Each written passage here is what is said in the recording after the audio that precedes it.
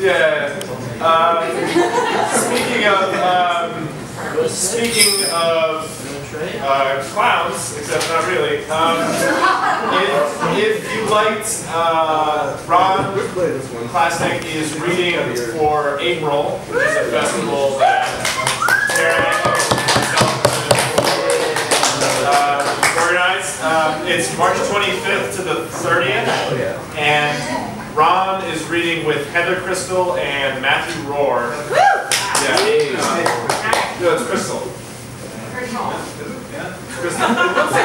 But it is Crystal. And that is March 28th at the Hugo House. And there'll be party favors and things. Yeah, party favors. Are they baked?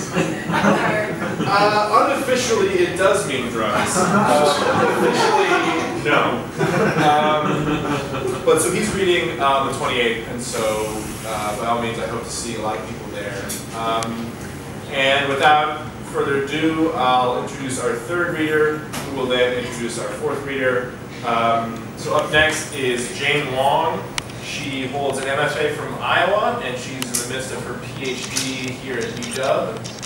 Her chapbook, Dendrochronology, is out right now, and Impossible Math and The Kudzu Does Not Stop are forthcoming. I had the distinct pleasure of reading with her like a week and a half, 2 weeks ago, and it was awesome. So please welcome Jane Wong.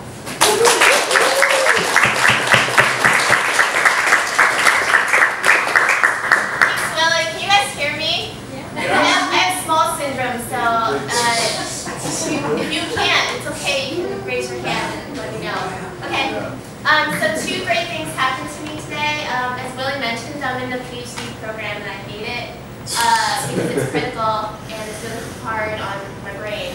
And I don't get to write poems at all. So for the first time in 3 months, I wrote a poem today. I'm going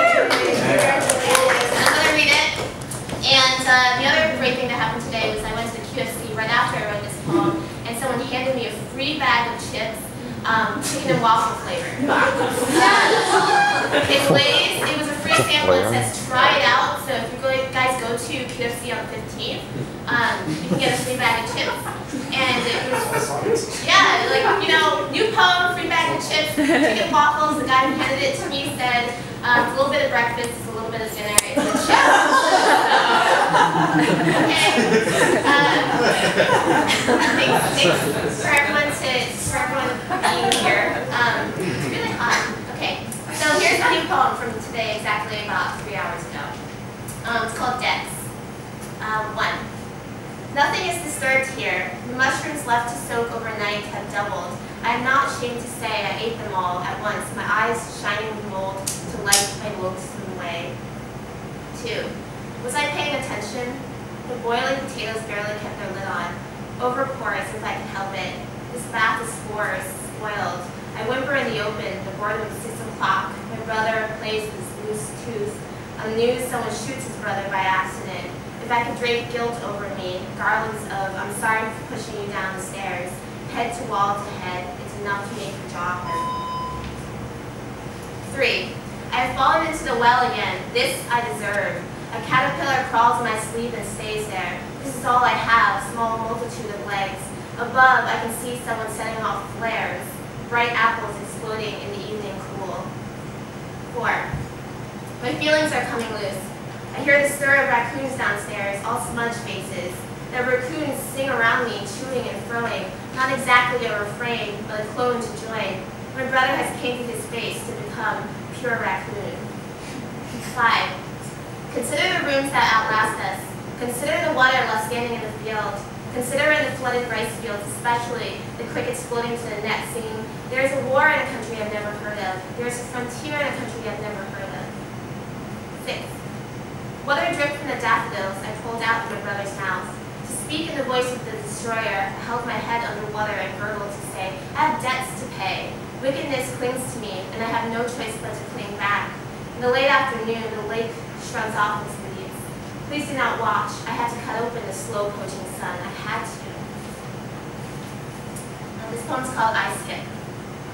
I have this trouble of mind. My eyes melt into a better winter. The snow looks back uneasily. Nothing is disturbed here. A pork bone sits in a pot and stays that way for years. We find out what we know by dismantling it. The ants dismantle the limbs cleanly. They carry parcels on their backs, glistening in sun meat. In the boredom of 6 o'clock, my forgiveness is measured in frequencies of stone. Karen of my father sleeping, place one stone atop of the other until... This poem's called On the News. On the news, someone reports an apology as a way of entering the day. On the news, someone reports a man punching his baby, and I am suddenly sympathetic. Suddenly I am that man who punched his baby, and I'm so fed up with crime that I can't believe I am human. Most of all, I hate that I feel things for total strangers. Emotion like a feral child entering town for the first time, it cannot be stopped. The increasing height of buildings create abandonment. Shell of a hermit crab along its windowsill, aimless at the bottom of the ocean. I am sorry for so many things, such as being able to draw a perfect circle. The circumference of my arms as outdated as the moon. As outdated as the curve of my father circling the lawn as if he was in love. To create what you cut, you could lose an arm, it could cut you. My mother rubs her left arm in a circular motion while feeding Ellen books into a machine. Night shifts into a calmer wind. In a calmer face she can carry. The moon as heavy as a marble statue in a garden we all admire. Next poem is called Night Shift. Sun-soaked apogee, cloud map of the mountains. I am making my way in Montana, but what about the ocean? Heavy precipitation as if the sky was on loan. Above, the plain circles continuously as if refusing land. I refuse snow and cold men. I refuse my Chinese name because I'm afraid I am pronouncing it wrong.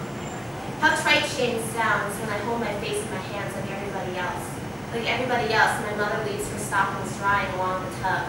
Outside, the ears of dogs are sloping in the wind. As quiet as leaves packed under snow, my mother sleeps, my hair grows, she wakes, my hair grows. My hair grows so long I have no use for warmth. I have no use for a magnifying glass. Over the heart to see enough to burn a little. This is my last poem, it's called Ordinary Event. 1. Egrets are pressed against each other in tall grass in the cement reservoir, encircling a vast field as if I could recognize my own face in the corner of a crowd, waiting. The crowd moves in unison with the light as if I could tie my arms behind my back and be still, but the wind sticks to the egrets and I tilt forward for someone has punched me. 2. On the news, the weatherman says a cold front is coming in. The front, he says, is where I am pointing. I hold on to a bowl, which is fallen from the counter, which I have saved. I pray to this event of saving, or at least the Tower of Shell and Cathedral. 3. It is easy to use a bullet. It is easy to be someone worth hitting. In the graveyard, my family passes around a bowl of boiled eggs. What is the purpose of a feast but to announce death? The funeral walks past my grandmother. She sits in a plastic lawn chair beside a fig tree heavy with too much fruit. Every winter I return to New Jersey and watch a lot of TV. My brother slumps on the couch, a cup of soup by his feet. Outside, the sky creates more holes. 4. My betta-fish circles in a cloud tank. My betta-fish fans algae into its eyes. Small theater on the counter, why won't you die? But I know fruit can rot from the inside out. I've seen it rot with my own eyes. And each time it's just as terrible, just as soft. The moss-filled sky tells me to give up on land. It tells me to pry open each fat jaw and step inside. 5. It took me almost no time to master cursing. I was militant about flourishes, and if I had a beard, I'd make it neat. At dinner, I placed my fork palm down. Make what you will of that. Outside, the wind takes an umbrella and leaves a child sobbing. Sometimes the wind takes a roof. This kind of taking makes the news. Outside my apartment, men huddle around the smoking hood of a car. 6. Does this huddling remind me of my father? The empty parking lot becomes a site of many crimes. Something about the light above an empty store makes people crazy. To even out my crooked teeth, I stood among the ugliest of men. Above, the surface of the sun flared. Teenagers threw bottles. Teenagers peed everywhere. At the bottom of a well, an